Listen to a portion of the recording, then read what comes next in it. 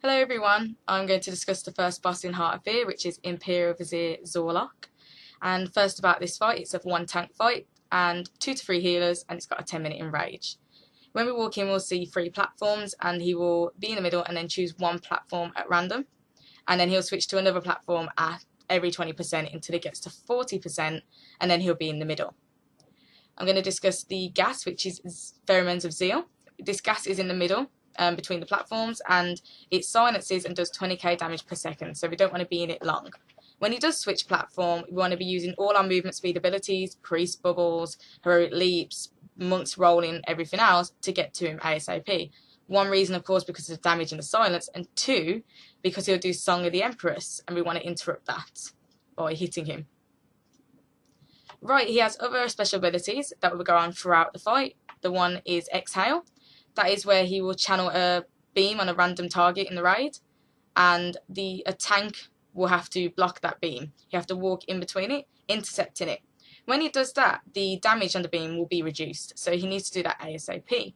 This coincides with the other ability, which is Inhale. The boss can do 1 to 2 inhales per exhale. Now, every inhale causes the exhale to be 50%, do 50% more damage. So 1 to 2, of course, means that exhale could be at 100%. Now, we can get the potential of having 200% exhales, which means it's really important the tank does intercept, because he only drops the buff at 3 stacks or more. So when he does 1 to 2, he will hold the 100, then he'll exhale, and then he'll do, maybe if he does 1 more, it'll be 150, and he'll exhale, and then they'll drop off. Or we could do 2 more, and it'd be 200 damage in total, and then the tank will intercept that, and then it will drop off. So it can cause a bit of trouble, so we need to make sure that we are dealing with that ASAP. Next, I'm going to talk about the platforms that we'll be encountering. As I say, you'll see here on the board, the boss starts in the middle, and the arrow shows us how the direction we enter the room. The first platform I'm going to talk about is Conversion. Please note that he can jump to any platform, and he will switch to any randomly every 20%. So this is not the official order, but I'll discuss this one first. So Conversion is where he'll mind control 2 people, and we need to break this by DPSing them to 50%, but note that any hit can break their mind control as well. We might need to tackle this with assigning people, because of course we don't want everyone to jump on them and end up dying, and also we don't want people to use applying dots and anything else that's going to be damaging to them when they come out of the mind control, because we don't want any accidental deaths.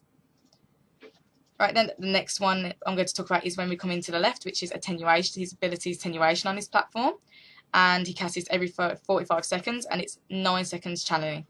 And these will be spirals on the ground, which we'll be able to see very clearly, and they'll be going clockwise or anti-clockwise, and we'll basically just need to avoid them to the best of our ability.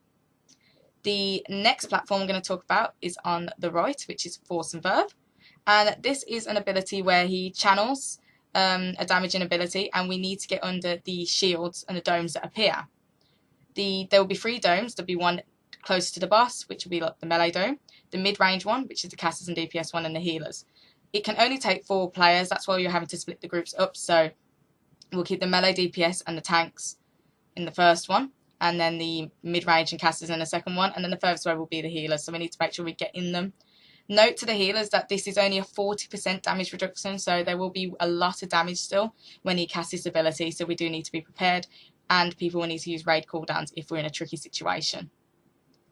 Right, then when he gets to 40%, he will go to the middle where you see the dot there.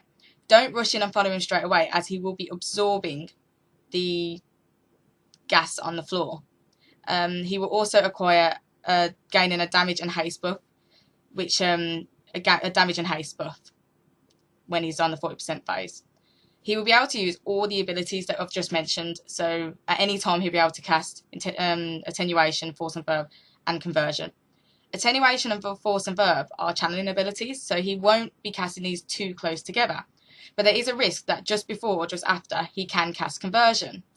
With Conversion on this phase, it could be quite tricky, as a Force and Verb can be casted just afterwards, and we'll need to get under our domes.